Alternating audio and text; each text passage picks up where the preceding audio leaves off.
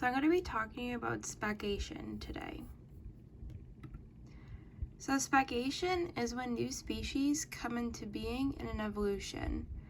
This is a group of species that can reproduce with one another and produce a fertile offspring that separates from one another.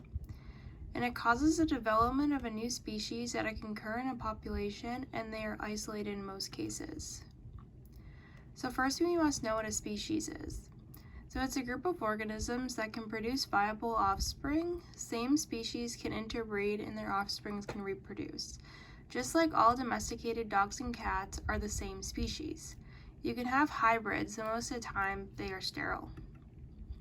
So the main types of speciation and how they occur are allopatric and sympatric. Allopatric is when a group of ancestral populations evolve into separate species.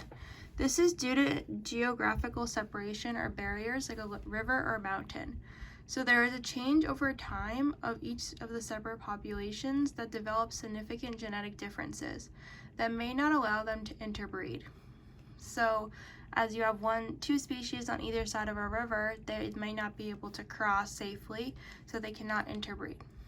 Sympatric, on the other hand, has to do with groups from the same ancestral population that evolve into separate species without geographical separation. So this happens in the same area, but there can be prezygotic and postzygotic barriers. So to go into those, prezygotic barriers are barriers that occur from when there's no zygote, so it happens before.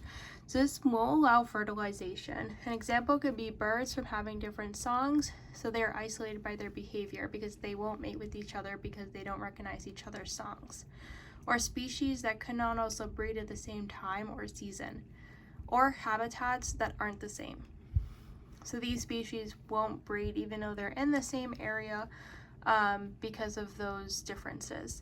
And postzygotic barriers is mating and fertilization after there's a zygote, but this is mostly seen in hybrid situations where the species are sterile.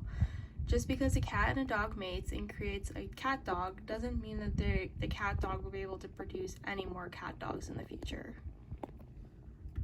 That is it. I hope that helped.